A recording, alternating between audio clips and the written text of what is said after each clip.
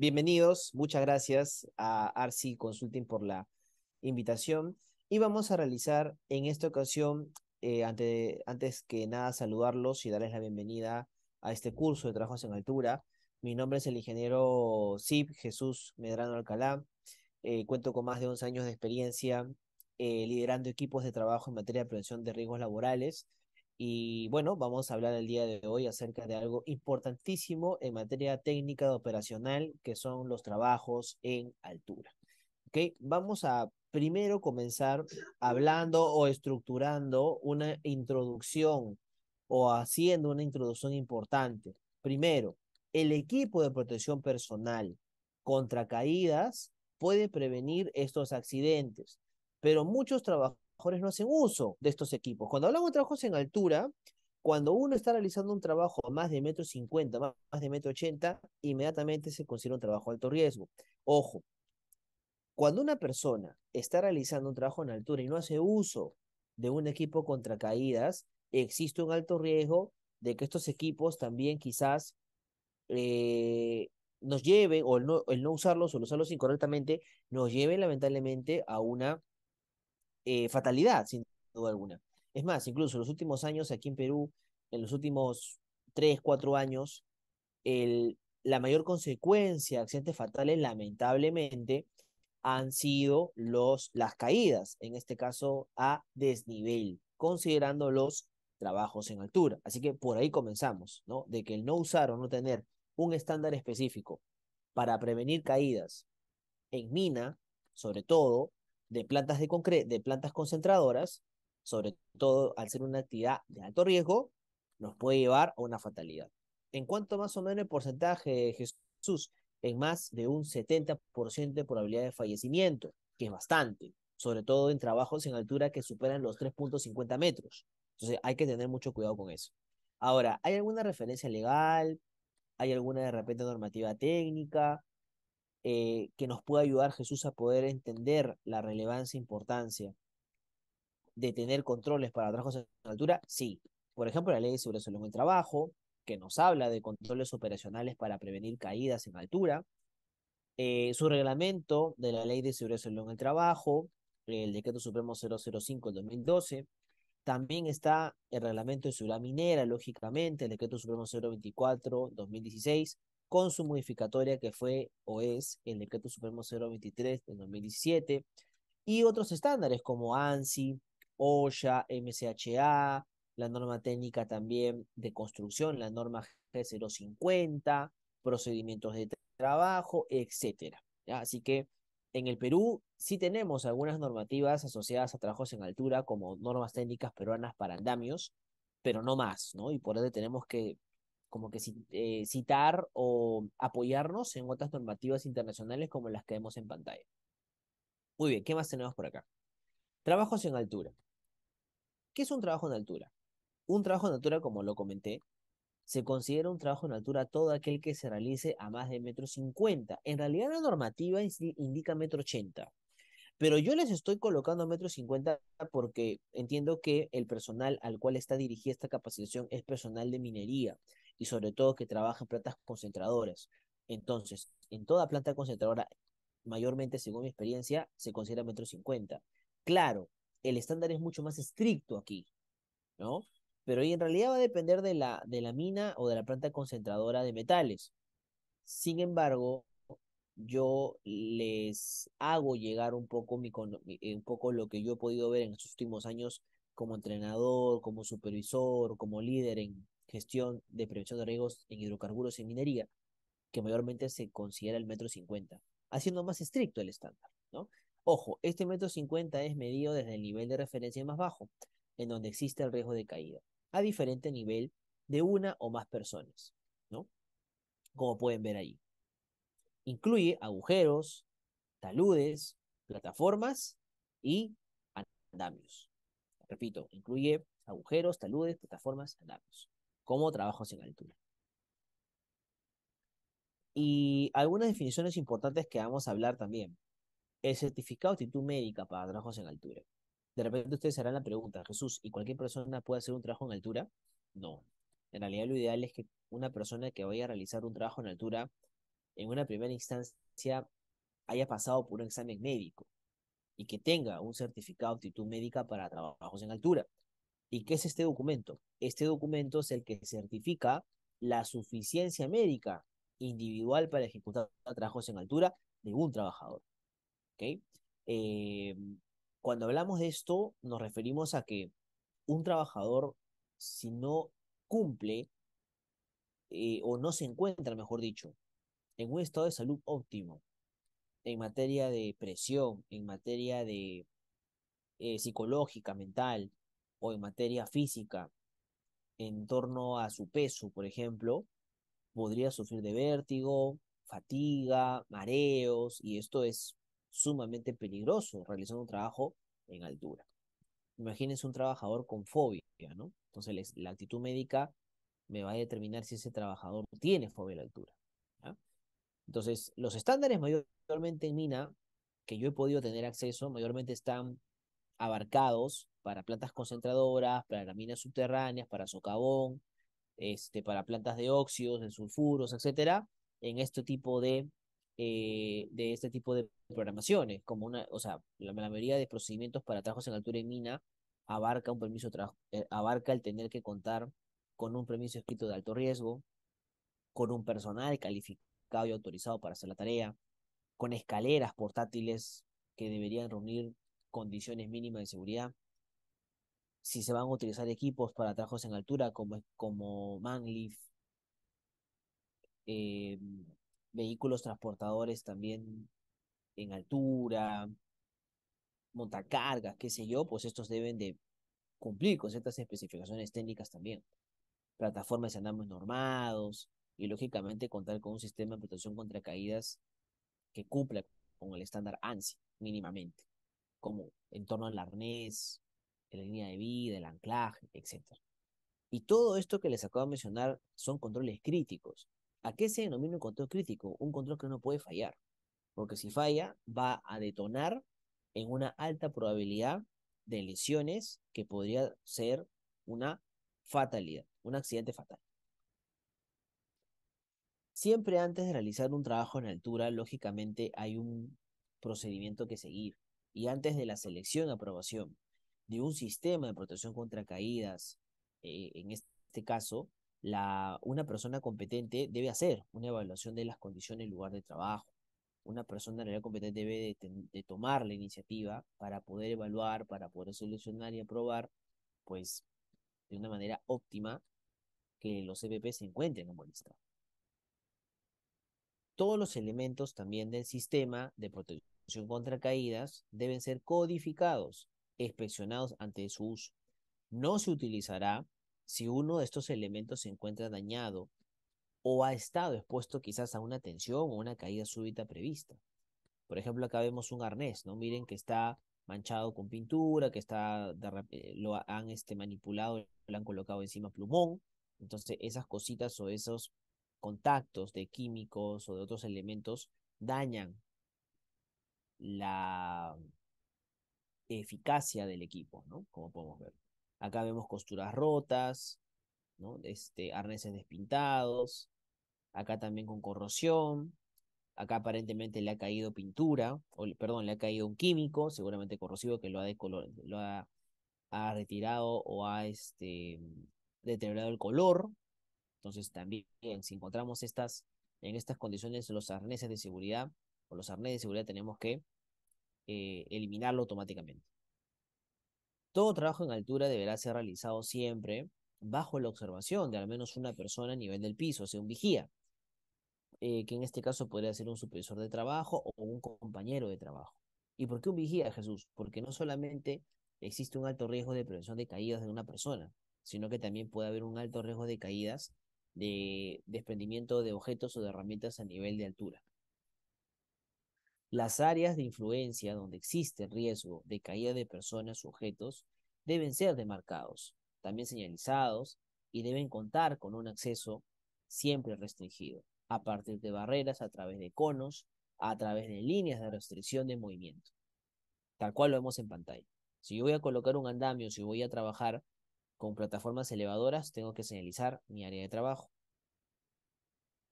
En trabajos a la intemperie, se debe evaluar siempre, lógicamente, sobre todo en andamios, las condiciones atmosféricas para realizar un trabajo en altura, ya que la presencia de peligros naturales como vientos, lluvias, huaicos, nieves, tormentas eléctricas o neblinas pueden también ser o incrementar el alto riesgo de un accidente fatal o de cometer errores a la hora de realizar un trabajo en altura sobre estas plataformas. Mayormente lo que se hace para el tema de vientos es con un anemómetro medir antes de estructurar el plan de armado de andamio la velocidad de viento a través de este instrumento, que es un anemómetro, ¿no? Y evitar volcaduras de andamios. Para realizar trabajos en altura o en distintos niveles, también a partir de 1,50 m, incluido escaleras, se usará el 100% de tiempo un sistema de protección contra caídas, ¿no? Que en este caso es un arnés de cuerpo completo, una línea de vida, un anclaje una línea de vida retráctil, etcétera. Se usa también un sistema de protección contra caídas siempre para cualquier superficie de tránsito o de trabajo que esté a menos de 1,50 m, pero se encuentre sobre objetos puntiagudos, sustancias corrosivas como de repente tanques con químicos altamente peligrosos, donde existe riesgo de atrapamiento, maquinarias móviles u otros peligros significativos. Por ejemplo, acá, ¿no? Vemos un trabajador que está cerca de un pozo séptico o de una laguna de tratamiento de agua. Acá hay un riesgo de caída. Entonces, este trabajador también tendría que tener un sistema de protección contra caídas, usándolo el 100%, sobre todo en plantas concentradoras, ojo. Antes de realizar aberturas en paredes o superficies para caminar, trabajar, se deben instalar barreras físicas, también temporales. Estas barreras físicas nos ayudan a alertar o avisar ante cualquier tipo de prevención de caídas a desnivel durante la generación de tránsito de personas. Les estoy enseñando justo una foto, ¿no? De una planta de óxidos y de sulfuros, donde se han colocado advertencias para prevenir caídas a un distinto nivel. Esta señalización a partir de cintas rojas y amarillas es sumamente importante, ¿ya? Una recomendación, traten siempre de que estas cintas también sean reflectivas si hay personal trabajando de noche. Para el escalamiento a postes o a otros tipos de estructura se utilizan escaleras, andamios y otros elementos como mangling. Nunca utilizar este famoso arnés para generar pasos, como los famosos postes, ¿no?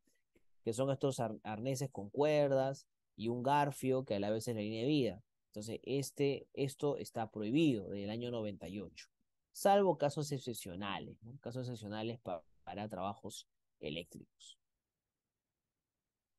Toda herramienta, equipos y elementos personales deberán estar sujetados y protegidos contra caídas en altura.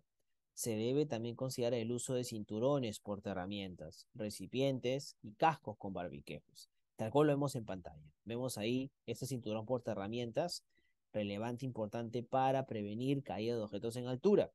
Jesús, ¿y por qué es importante prevenir la caída de objetos en altura? Porque acuérdense que por física todo objeto que caiga en altura lamentablemente puede generar daños irreversibles y daños muy profundos a una persona producto del peso, producto de la gravedad.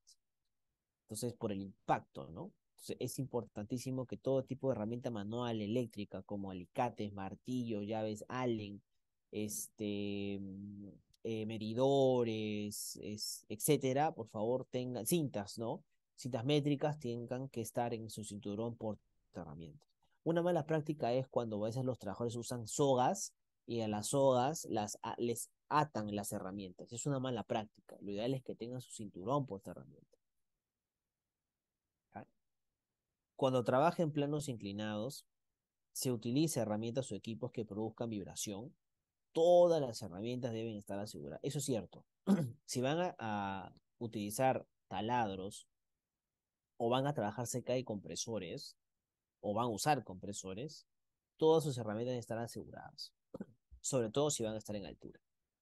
Compresor se utiliza para pintado, ¿no? Por ejemplo. Taladros para reparación, mantenimiento, instalación. También, ojo, se debe disponer mallas u otros sistemas de contención cuando haya riesgo de caída de objetos, escombros, salpicadura de materiales, en zonas no restringidas o demarcadas, ¿no? Tal cual vemos ahí en la pantalla. Los trabajadores también, ojo, no podrán mantener objetos sueltos susceptibles de caer. Esto incrementa el riesgo de caída y el riesgo de impactos negativos hacia las personas. También donde se realice trabajos en altura, se construirán y mantendrán barreras permanentes. No serán retiradas a menos que el peligro de caída sea controlado por otros medios, utilizando siempre la famosa jerarquía de controles justamente para prevenir accidentes, de acuerdo a OSHA, que es la eliminación, que sería tratar de prevenir que el trabajador suba, sustituir de repente que el trabajador trate de sustituir la tarea por otra, diseño de ingeniería, en este caso, que sería quizás la implementación de un mecanismo para contener la caída, y administrativo EPPs, ¿no? Que sería ya el uso de los equipos contra caídas y señales de seguridad. También las barreras permanentes como las barandas, ojo, que son un medio bastante importante y relevante para prevenir caídas. Es más, yo diría que tienen una eficacia bastante grande. Deben ser capaces de soportar 90 kilos de fuerza horizontal en una dirección hacia abajo y hacia afuera. Si la baranda no cumple con esta especificación técnica, es muy probable que podemos estar siendo susceptibles a un incidente peligroso o un incidente de trabajo. Aquí como ven, ¿no? O sea, toda barrera, tanto permanente como temporal, debe ser capaz de soportar 90 kilogramos fuerza, tanto horizontal en una dirección hacia abajo y hacia afuera. ¿De acuerdo? Lo ven ustedes en pantalla. Y bueno, un sistema de protección contra caídas está constituido por arnés de seguridad de cuerpo completo, gancho, sistema de restricción de caída o posicionamiento para detener caídas, líneas de vida, verticales y horizontales, puntos de anclaje y una línea de anclaje. Vamos a ver cada uno de ellos. Ahí está, ¿no? A veces confundimos la línea de vida con la línea de anclaje. Y en realidad la línea de anclaje es lo que me va a permitir a mí tener la amortiguación adecuada y soporte ante una caída. Mientras que la línea de vida, perdón, ayuda a la amortiguación, la línea de anclaje me ayuda al soporte. Ganchos. Todos los ganchos con seguro, ojo, deben requerir doble acción para abrirse. Los ganchos de las líneas de anclaje deberán tener una apertura, como vemos acá, mínima de 2.5 pulgadas, ¿no? ¿Por qué esa especificación técnica, Jesús? Porque esa especificación técnica nos ayuda a poder tener el ángulo de apertura adecuado para cuando el trabajador esté ascendiendo escaleras o esté enganchándose. Ya, esa apertura mínima es importante. ¿Y cómo sé que se cumple con eso? Porque cada EPP o cada línea de vida o cada arnés, cada gancho, tiene una ficha técnica especificada en torno al cumplimiento de estos lineamientos. El absorbedor de impacto, ¿no? Como vemos ahí, como su nombre lo dice, ante una caída absorbe el impacto. Por lo tanto, no es recomendable que los trabajadores se anclen de repente a tuberías de PVC, tuberías de lucha contra incendio, etcétera, porque el gancho tiene que soportar, al igual que la línea de vida, 5.000 libras. 5.000 libras, ¿no? Según el estándar OSHA. También existen otras líneas de vida, como la línea doble con absorbedor de impacto para trabajos en caliente, como línea doble con absorbedor de impacto de poliéster, como línea de restricción de posicionamiento, como la faja de anclaje y una línea retráctil. Los sistemas también de restricción de movimiento, o sea, las líneas de vía retráctiles, se usan para evitar que el usuario alcance un peligro de caída. El uso del sistema de restricción de movimientos también debe ser considerando para que elimine la posibilidad de caída libre. Si el usuario, ojo, es capaz de alcanzar un borde y caer desde cualquier distancia, se debe volver a configurar el sistema, porque quizás ahí hay un error que puede supeditar o aumentar el riesgo de caída libre. El sistema de detención de caídas también, los sistemas de detención de caídas se usan para minimizar la distancia de caída libre y detener una caída a una tasa de desaceleración apropiada.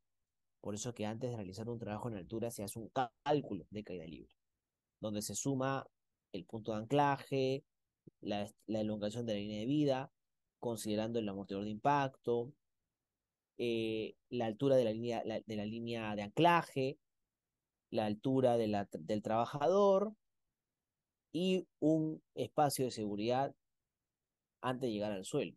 En, torno- en- de repente, en el caso de que se produzca una caída. Esto se puede lograr seleccionando siempre un anclaje que esté lo más alto posible y esté directamente sobre el peligro de caída y usando la línea más corta posible o una línea de anclaje retráctil. Lo ideal es que el anclaje esté por encima de nuestra cabeza de manera vertical. Si está muy para la izquierda, muy para la derecha, hay un riesgo de péndulo, ¿no? El efecto péndulo, que puede hacer que el trabajador, si se cae, se golpee con cualquier estructura. El arnés de cuerpo completo debe cumplir con la norma, con el estándar ANSI 0.1. El uso de cinturones para tener las cabezas está prohibido, eso es cierto, está prohibido, ahí está. Desde el año 98 está prohibido. ¿Por quién? Por OSHA. Uso de arnés de cuerpo completo. La resistencia de puntos de anclaje normados deberá ser mínimo 1000 libras por trabajador para los sistemas de restricción de movimiento. Mínimo, como vemos acá, 3000 libras por trabajador para sistemas de posicionamiento y mínimo 5000 libras por trabajador para sistemas de detención de caídas. ¿Ya? Así que hay que tomar en cuenta eso en términos de puntos de anclaje. Ahí está, ¿no? Vemos acá restricción de movimiento, posicionamiento y detención de caídas. Yo siempre he escuchado a algunos colegas decir, ¿no? Los puntos de anclaje, para todo punto de anclaje, la resistencia mínima para prevenir caídas es 5000 libras. Y no es, o sea, es correcto, pero no del todo correcto, porque en realidad depende. Depende del tipo de resistencia de que tú necesites. Si es para posicionamiento, movimiento, de tener caídas, ¿no? Pero he escuchado colegas decir eso, ¿no? Que los puntos de anclaje para todos son 5000 libras. Y no es así, depende. Rescate. En situaciones con potenciales dificultades, para rescatar a una persona que cae, se debe desarrollar un plan escrito de rescate antes de comenzar el trabajo. El plan escrito de rescate debe contemplar lo siguiente, o sea, el plan de rescate debe de ser tan específico porque una persona cuando cae en realidad lo que se expone es a eh, sufrir el famoso síndrome, el síndrome del arnés o también el síndrome orstático, que es cuando hay una interrupción del flujo sanguíneo en las piernas, como pueden ver acá en la imagen, donde la sangre no circula de la cintura para arriba y el trabajador puede perder el conocimiento y podría sufrir un paro cardíaco. Entonces acá hay que incorporar un peldaño, escala o dispositivo similar en el arnés para minimizar el riesgo de trauma por suspensión. A esto se le llama línea antitrauma.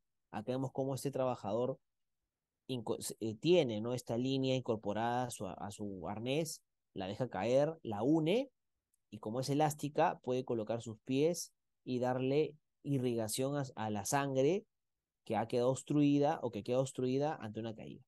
Y de esa manera darle más tiempo a las personas para que lo puedan rescatar. ¿Cuánto tiempo aproximadamente se tiene para rescatar una persona? Aproximadamente ante una caída son aproximadamente unos 15 a 20 minutos, no más. Línea de vida vertical. Donde se requiera la instalación de líneas de vida verticales, se realizará una evaluación de riesgos en conjunto con el área, perdón, o siempre se debe tomar en cuenta a las áreas de ingeniería, salud y seguridad de la empresa y también en torno al rescate para determinar el más adecuado de los trabajos a realizar. Mayormente cuando vamos a acceder en plantas a las zonas de chillers o a la zona de condensadores o a la zona de tanques, hay estas escaleras. Entonces, una línea de vía vertical es muy común que tú la encuentres instalada en este tipo de escaleras. ¿Ya? Las líneas de vida deberán ser inspeccionadas o deben ser inspeccionadas semanalmente por una persona competente. ¿Qué significa persona competente? Jesús, significa una persona que no solamente ha sido entrenada, sino que está certificada y que cumple con ciertos entrenamientos idóneos para validar sus competencias en términos de inspección. Por ejemplo, les estoy enseñando una ficha tipo ejemplo para, en este caso, pues, inspeccionar la línea de vida, ¿no? Dice, no instalada sobre por el responsable de protección contra caídas, ficha de instalación, elementos a inspeccionar, posición de las prensas, flecha de la línea de vida, punto de anclaje de la línea de vida. También están las escaleras. Cada escalera, fijo o portátil, debe de tener su identificación propia para efectos de registro, mantenimiento e inspección. Las escaleras de confección artesanal, es decir, las hechizas, están prohibidas en toda empresa. Cuando están en uso las escaleras, deben estar atadas, sujetas. La base de la escalera debe colocarse a una distancia aproximada de 1/4 de su longitud, o sea, 75 grados con respecto al suelo. El extremo superior también debe sobresalir 1 metro con respecto al punto de apoyo. ¿No? Acá lo vemos ahí. Mayormente lo que se hace aquí es, por ejemplo, si la escalera mide 4 metros, yo voy a dividir 4 entre 4, me va a dar 1 metro. Entonces, desde aquí, desde la base o la distancia de la escalera con el acceso a donde yo quiero ingresar, será 1 metro. Y eso me va a dar más o menos un ángulo de 75 grados. Es más, cuando llegue acá la escalera al punto de ingreso, se debe dar 1 metrito más por seguridad para que la persona pueda acceder sin ningún problema y aquí generar un punto de amarre, un punto de amarre. Para trabajos eléctricos, ojo, las escaleras que se utilicen serán totalmente material aislante, no pueden ser, en este caso, de un material que sea conductor eléctrico. Las escaleras de metal no deben usarse cerca de conductores. En el lugar donde se almacenan las escaleras metálicas debe colocarse un aviso que diga no usar cerca de conductores eléctricos. Si no, imagínense, estamos incrementando el riesgo de electrocución, que ya ha pasado en otras plantas. Las escaleras fijas verticales, que se utilizan en silos, en chillers, en tanques, cuya longitud sea mayor de 5 metros, siempre deben estar provistas de una protección tipo jaula, ¿no? Que debe comenzar a los 2,5 metros del suelo y debe superar los 0,9 metros, la estructura en su punto más alto. Para subir y bajar de escaleras con jaula, sin realizar trabajos, no se requiere un sistema de protección contra caídas. Uso de andamios. Todas las personas que realizan el armado, desarmado y modificación de andamios deberán haber recibido entrenamiento documentado por el fabricante. ¿Quién es el fabricante? La persona que ha estructurado o diseñado el andamio y o representante del andamio autorizado. Puede ser, las marcas más conocidas en Perú son Layer, Ulma, Peri. De ser necesario salir de la plataforma del andamio, se debe hacer uso del equipo de protección personal contra caídas anclado a un punto aprobado. Los andamios, ojo con esto, deben estar diseñados para soportar por lo menos 4 veces el peso de los trabajadores y los materiales que van a usarse sobre estos. Nunca deben sobrecargarse. ¿Y quién hace este cálculo, Jesús? El andamiero, la persona certificada y entrenada para poder realizar el armado del andamio. Es más, él es el quien lo aprueba. En andamios móviles se debe contar con mecanismos de frenos en las ruedas en buenas condiciones y activados durante su uso, con el fin que eviten el movimiento del andamio.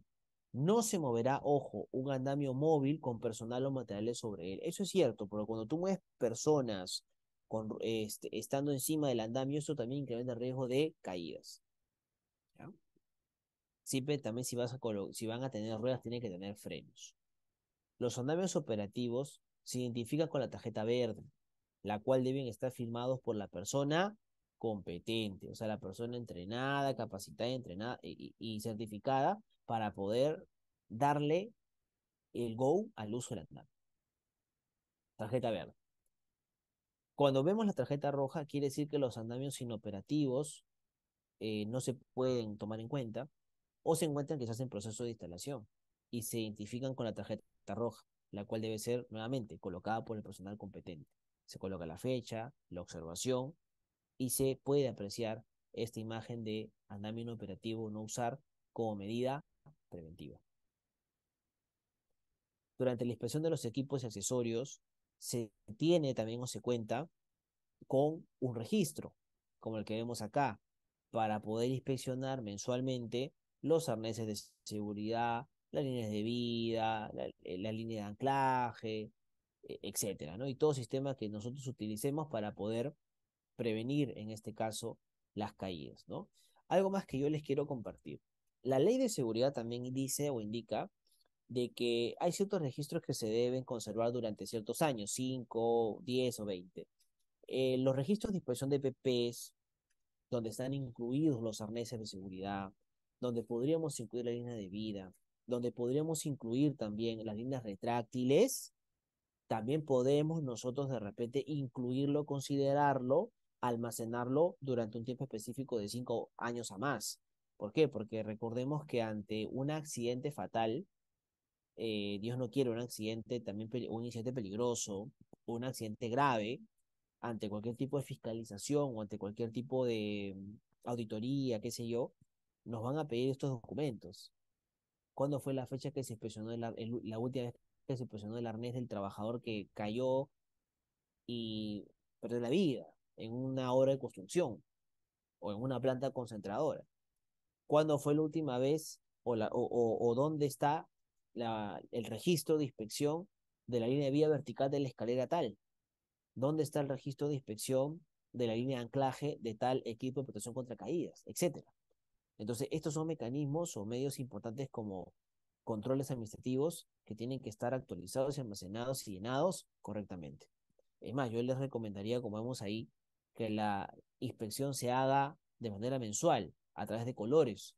Color rojo para meses como enero, febrero y marzo, amarillo para abril, mayo y junio, en torno a los arneses de seguridad, azul, julio, agosto y septiembre, y verde, octubre, noviembre y diciembre. Estamos ya febrero todavía. Si yo encuentro arneses con cintas verdes, quiere decir que, o con cintas rojas, perdón, perdón, cinta verde, claro, no se inspecciona desde octubre, noviembre y diciembre, hace más de 3 meses. Bien. Y por último, todo EPP tiene que también tener un buen mantenimiento. De nada nos vale usarlo solamente bien y que cumpla con las condiciones técnicas, sino que también tenemos que cuidar el EPP. Y el equipo de protección personal contra caídas debe ser almacenado de una manera que prevenga exposición a químicos, a luz solar excesiva y exposición a la intemperie, porque la humedad también pone en riesgo, en este caso, la calidad y el uso correspondiente del equipo. Los arneses de cuerpo completo, por ende, deben ser almacenados, pero siempre de manera, como vemos en la imagen, colgados, para que eviten su deterioro. No cometan el error de algunos almacenes que he podido ver, que los almacenan en el suelo o los almacenan en parihuelas o los almacenan de repente en un baúl. No cometan ese error, porque el baúl concentra humedad, ¿no? La parihuela también. Peor aún si es de madera. Entonces mejor almacénenlos colgados. Lo que siempre preguntan es: Jesús, ¿y el arnés cuánto dura? ¿Cuánto es su tiempo de vida útil? Y la respuesta que doy siempre es la misma. En realidad depende del fabricante. Hay fabricantes que tienen, según su ficha técnica, una duración de su arnés de 10, 12, 15 años, pero ya depende del fabricante. Lo que yo te recomiendo es que tú realices tu inspección técnica, de tu equipo mensualmente, y siempre, pero operativamente, antes de usarlo, antes de una actividad.